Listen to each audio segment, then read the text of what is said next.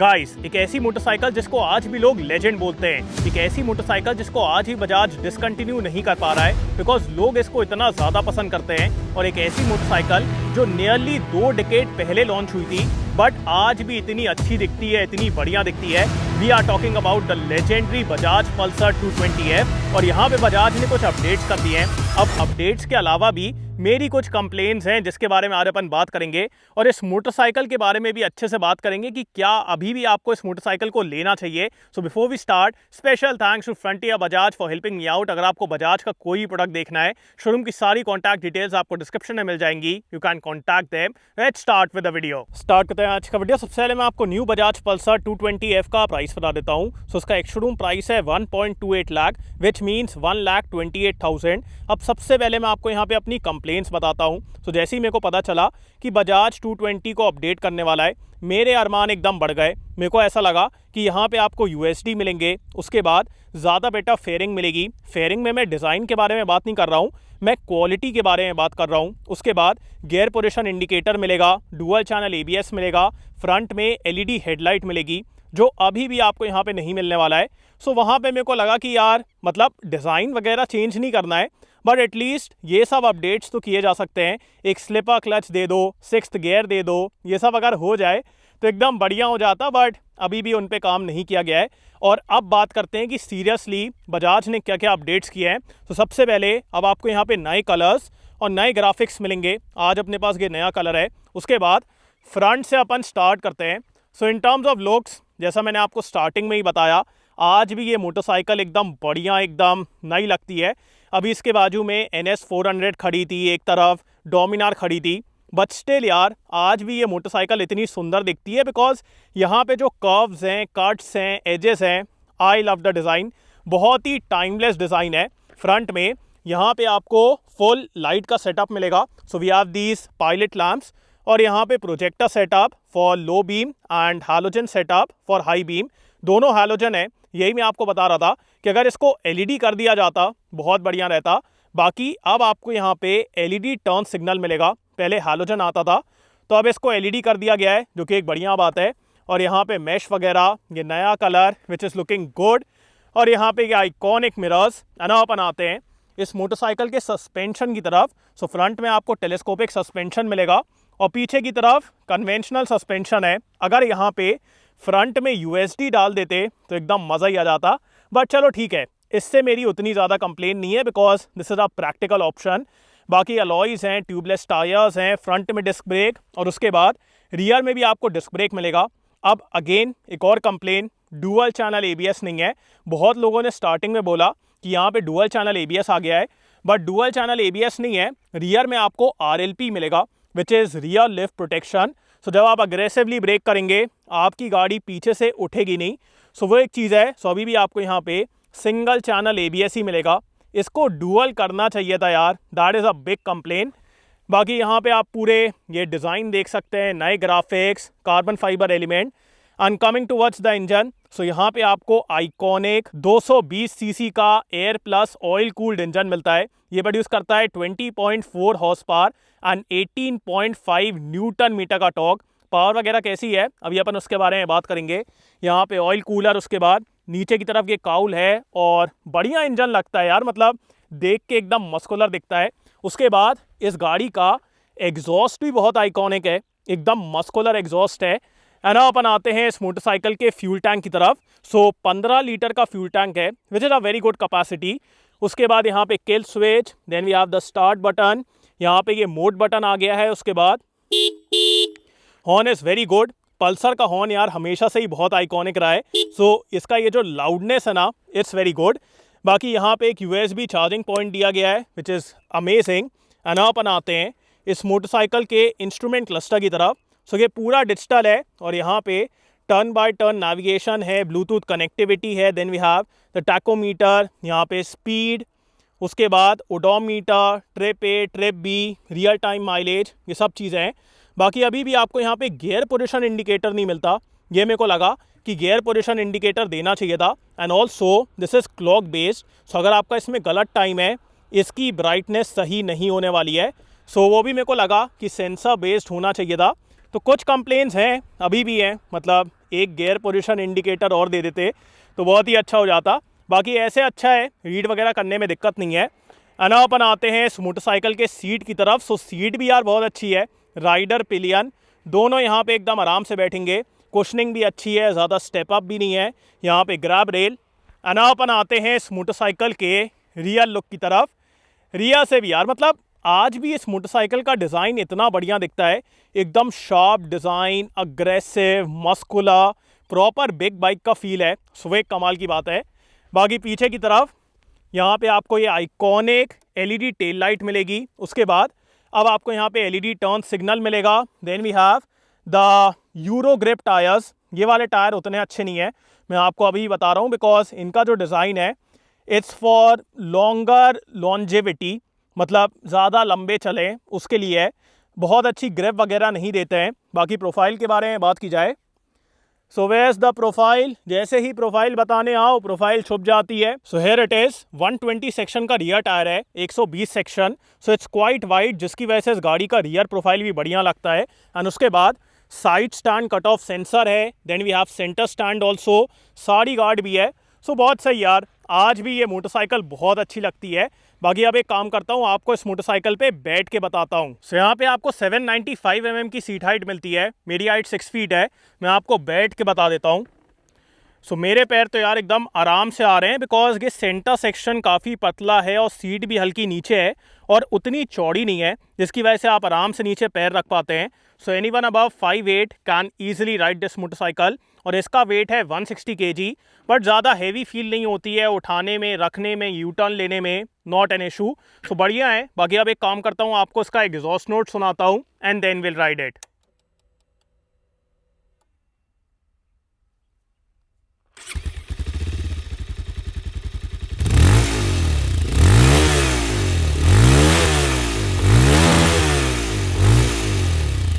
Let's go.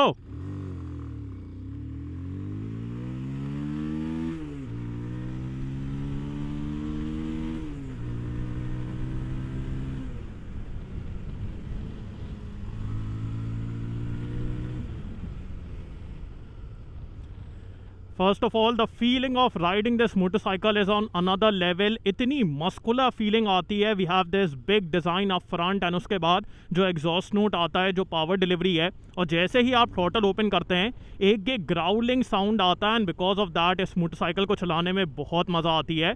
और start करते हैं इसके इंजन से। So right from the start the pickup is very good of this motorcycle. Usually अपन स्पोर्ट्स बाइक में देखते हैं कि इनिशियल पिकअप उतना अच्छा नहीं रहता, बट यहाँ पे वो दिक्कत नहीं है। The pickup is very good. After that the mid range is very talkie. So mid range में अगर आप एक हायर गियर में हैं या फिर अगर आपको एकदम से पावर चाहिए, किसी को ओवरटेक करना है, वो आप एकदम आराम से कर पाएंगे। बिल्कुल भी आपको मतलब सोचने की ज़रूरत नहीं है। अब पहले क्या होता था, जब एमिशन नॉर्म्स कम थे तो आपको टॉप एंड में भी अच्छी पावर मिलती थी, but now because of stricter emission norms top and में उतनी पावर नहीं है। इंजन एकदम फ्रीली रेव करता है without any hesitation, but top and में आपको लगेगा कि उतनी पावर नहीं है। मैं गियर शिफ्ट कर देता हूँ।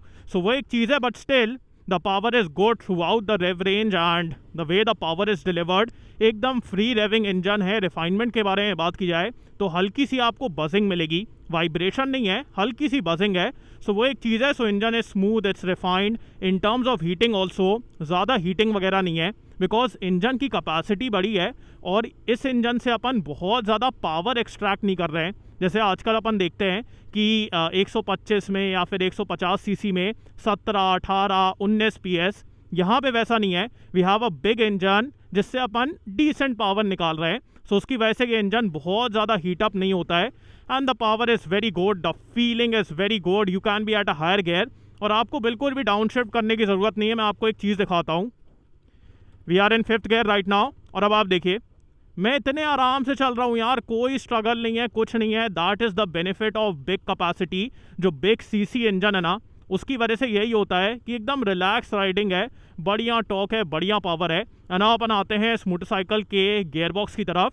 सबसे पहले the clutch is a little hard. अगर यहाँ पे स्लिपर क्लच दे देते तो बहुत बढ़िया रहता, तो उसकी वजह से क्या थोड़ा ये हल्का भी हो जाता। अभी क्या है कि आपको हल्का सा एफर्ट लगाना पड़ेगा, बाकी ठीक है, उतनी दिक्कत वाली बात नहीं है। और यहाँ पे आपको 5 स्पीड गेयर बॉक्स मिलता है। This is one more thing which I feel कि अगर 6 स्पीड होता तो ज़्यादा बेटर रहता।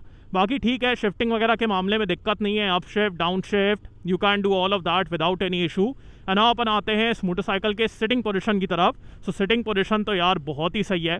आजकल अपन देखते हैं ना स्पोर्ट्स बाइक में कि मतलब सिटिंग पोजीशन इतनी अनकंफर्टेबल रहती है, अजीब सी रहती है। यहाँ पे वैसा नहीं है। अगर आपको इसको अग्रेसिव करना है you can do it very easily. And eight the same time जब आप ऐसे नॉर्मली राइड करते हैं इतनी कंफर्टेबल है, इतनी बढ़िया है। आप सामने की तरफ एकदम हल्का सा लीन होते हैं but that is never uncomfortable. Foot पैग्स हल्के से पीछे की तरफ हैं बट उससे कोई दिक्कत वाली बात नहीं है। और सीट काफ़ी कंफर्टेबल है, यहाँ पे काफ़ी अच्छा एरिया है टैंक को ग्रिप करने के लिए। And eight the same time pillion के लिए भी यहाँ पे अच्छा एरिया है। So both will be very comfortable और काफ़ी अच्छा स्पेस है। बिल्कुल भी आपको क्रैम्प्ड वाली फीलिंग नहीं आएगी। बिल्कुल भी आपको ऐसा नहीं लगेगा कि आप एकदम यहाँ पे बैठ गए हैं, बिल्कुल भी जगह नहीं है, वैसा बिल्कुल नहीं है। आप एकदम ऐसे आराम से बैठिए, फैल के बैठिए। So the sitting position is very comfortable. And अपन आते हैं इस मोटरसाइकिल के ब्रेक्स की तरफ।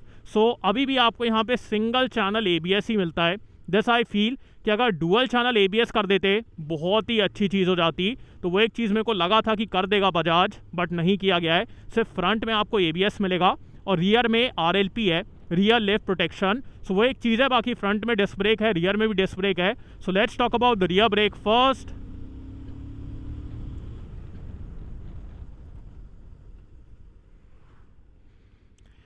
Rear is kind of okay, मतलब उतनी अग्रेसिव बाइट नहीं है, उतनी अच्छी स्टॉपिंग पावर नहीं है। Considering it's a sports bike decent brake है बिकॉज ये सब मोटरसाइकिल्स में रियर ब्रेक उतना अच्छा नहीं होता है because all the weight gets transferred on the front. तो वो एक चीज़ है। So rear is kind of okay.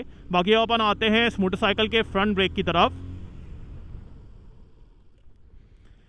Front is good, the stopping power is good, the calibration is good. But one thing I feel कि अगर यहाँ पे ज़्यादा डायरेक्ट फील होता तो ज़्यादा बेटर रहता। बिकॉज अभी क्या हो रहा है, जैसे ही मैं ब्रेक लगा रहा हूँ मेरे को एक हल्का सा वो रबरिश फील आ रहा है। ऐसा लग रहा है कि कोई चीज़ मेरे को रिस्ट्रिक्ट कर रही है। वो रहता ना हल्का सा रबरिश काइंड ऑफ फील, तो वैसा फील है यहाँ पे। तो थोड़ी सी बेटर लाइंस और थोड़ा सा बेटर इसको किया जा सकता था। So front brake could have been slightly better. बाकी अभी ठीक है, ऐसा कुछ हर दिन यूज़ करने में आपको दिक्कत नहीं होगी। अपन आते हैं इस मोटरसाइकिल के सस्पेंशन की तरफ। So this is one more area जहाँ पे ये मोटरसाइकिल अच्छी भी है and eight the same time comfortable भी है। बिकॉज यहाँ पे क्या है कि एक सर्टेन स्टिफनेस है। जब आप ऐसे नॉर्मली चलाएंगे आपको एक सर्टेन स्टिफनेस फील होती है बट जैसे ही आप ऐसे कच्चे रास्ते पे आते हैं वो स्टिफनेस पता नहीं कहाँ चले आती है यार। इतनी कंफर्टेबल राइड है considering the nature of this motorcycle. The ride quality is so damn comfortable. बिल्कुल भी आपको ज़्यादा गड्ढे वगैरह फील नहीं होंगे।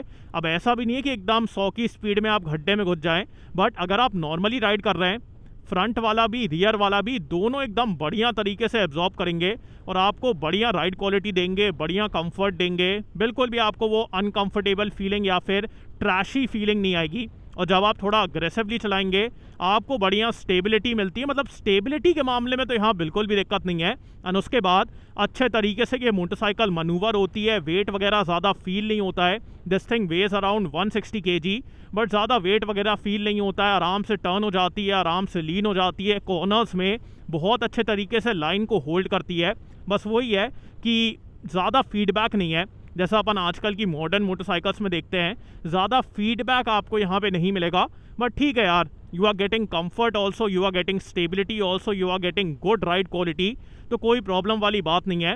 अपन आते हैं इस मोटरसाइकिल के माइलेज की तरफ। सो यहाँ पे आपको आराम से 35 किलोमीटर्स पर लीटर मिल जाएगा which is a good number looking at the capacity of this motorcycle.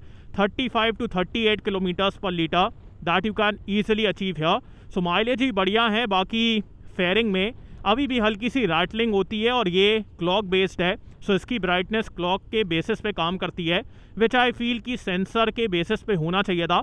और अभी भी आपको यहाँ पे गियर पोजीशन इंडिकेटर नहीं मिलता है। उसके बाद जो पहले अपन ऑटो कैंसलिंग इंडिकेटर्स देखते थे वो अब आपको यहाँ पे नहीं मिलता है। डुअल चैनल ABS नहीं है। सो कुछ चीज़ों पे बजाज ने अभी भी कमी छोड़ दी है।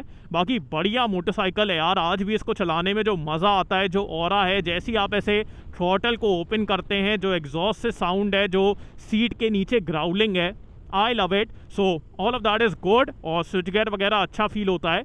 बाकी अब बात करते हैं वर्डिक्ट के बारे में। अब बात करते हैं कि आपको न्यू बजाज पल्सर 220F लेना चाहिए कि नहीं। सो मेरे हिसाब से आज भी ये मोटरसाइकिल जो ऑफर करती है और कोई मोटरसाइकिल में आपको नहीं मिलने वाला है, and that is proper big bike feel. आपको यहाँ पे प्रॉपर मस्कुलर बिग बाइक का फील आता है, एंड उसके अलावा ये मोटरसाइकिल काफ़ी प्रैक्टिकल भी है। अगर आप और कोई स्पोर्ट्स मोटरसाइकिल देखेंगे तो वहाँ पे क्या होता है, सीट एकदम तीसरे मंजिल पे रहती है, माइलेज नहीं मिलता है, उतनी प्रैक्टिकल नहीं होती है, हर दिन यूज़ नहीं कर पाते हैं। बट यहाँ पे even though we have very good power, but at the same time अगर आपको किसी को पीछे बैठाना है आप एकदम आराम से बैठा पाएंगे, माइलेज भी डिसेंट है, एंड उसके अलावा इंजन उतना हीटअप नहीं होता है, आराम से आप इसको हर दिन चला पाएंगे, और इसको जो चलाने में मज़ा आता है that is on another level. So आज भी इसको लेना चाहिए।